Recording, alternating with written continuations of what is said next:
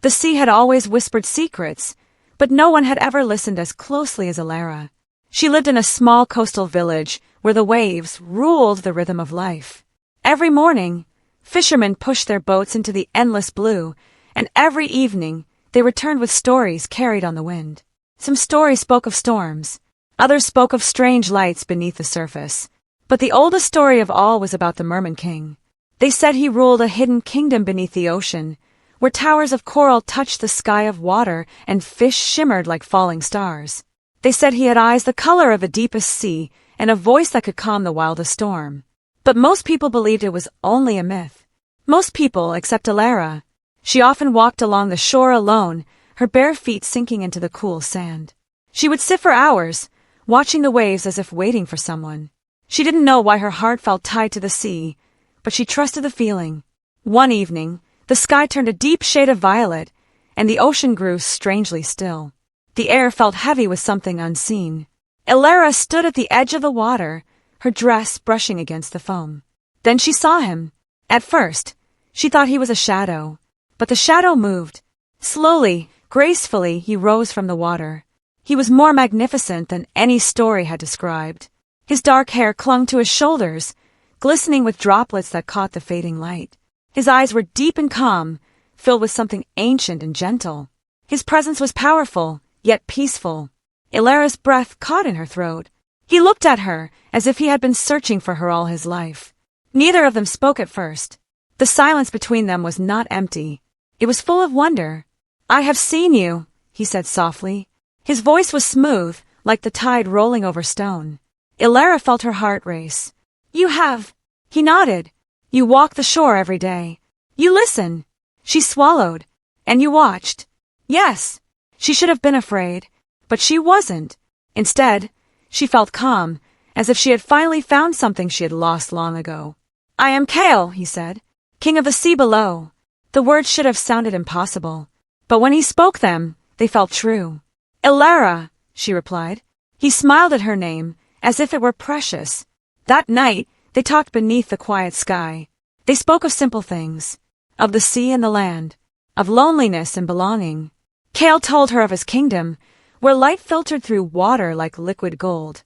Elara told him of her village, of ordinary days and quiet dreams. Time seemed to pause for them. For the first time in his long existence, Kale did not feel like a king. He felt like a man, and for the first time in her life, Elara did not feel small. She felt seen. The moon rose high, silver and watchful. "I cannot stay long," Kale said gently. Elara's heart tightened. "But this night," he continued, "is ours." They sat together at the edge of two worlds, sharing silence that spoke louder than words. The sea hummed softly around them, as if blessing their meeting. When dawn began to touch the sky, Kale looked at her with something fragile in his eyes. "I must return." Elara nodded, though her chest ached. He reached toward her, his hand stopping just short, as if respecting an invisible boundary. "Will you remember me?" he asked. She smiled through the sadness. "Always." He disappeared beneath the water, leaving only ripples behind. Elara returned to her village, carrying the memory like a secret flame in her heart. Days passed, then weeks. She returned to the shore every evening, but Kale did not come back. Still, she never stopped believing. Soon, she noticed something strange. Her tears, when she cried, did not vanish into nothing. They hardened. They turned into pearls. At first, she thought it was her imagination. But one day, as a tear fell from her cheek, she saw it resting in her palm, glowing softly. A pearl. She did not understand. But deep inside, she knew it was connected to him. Months later, she gave birth to a child. A beautiful baby boy with eyes the color of the ocean. He was calm, quiet, and strangely aware. But the true miracle appeared when he cried. Instead of ordinary tears, pearls fell from his eyes. Perfect, luminous pearls. The village was stunned. Word spread quickly.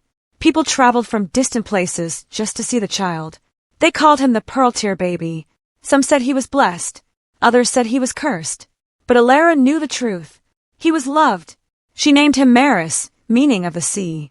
As Maris grew, his connection to the ocean became undeniable. He would laugh when he heard the waves, He would reach toward the water as if it were calling him. Elara raised him with care, protecting him from those who saw him as something to be used. But one day, strangers came. They wore fine clothes and carried authority. They represented the nation's rulers. They had heard of a child. "This child is not ordinary," one of them said. "He belongs to the nation." Elara held Maris close. "He belongs to me." They offered wealth, protection, power. She refused all of it. Maris was not a treasure. He was her son. The nation became obsessed with him. People argued over what he meant. Some believed he was a symbol of hope. Others believed he was proof of something beyond human understanding. But Elara did not care about their opinions. She only cared about Maris. Years passed. Maris grew into a gentle boy. One evening, as the sun melted into the sea, he looked at Elara. "Mother," he said softly, "someone is calling me." Her heart trembled. She knew who it was. She took his hand and led him to the shore. The sea was calm. The air was filled with anticipation. Then the water moved. Cale rose once more. He looked the same, timeless, powerful, but his eyes softened when he saw Elara. Then he saw Maris. Emotion filled his face. "Our son," he whispered. Maris looked at him without fear. "Father," he said, as if he had always known. Elara's eyes filled with tears, and pearls fell into the sand. Cale stepped closer, his gaze full of gratitude and sorrow. "I watched from afar," he said. "I could not interfere. But I never stopped loving you both." Elara felt peace. The distance, the years, the pain, it all led to this moment. Cale knelt before Maris. "You are part of two worlds," he said gently, "and you will bring them together." Maris smiled. In that moment, the sea and the land were no longer separate. They were connected through love. The nation would remember the pearl-tear baby as a miracle. But Elara would remember him as her son. And Cale would remember that one night with a human girl had given him something greater than a kingdom. It had given him a family. And as the waves rolled endlessly toward the shore, their story became one with the sea itself. A story of love that crossed worlds.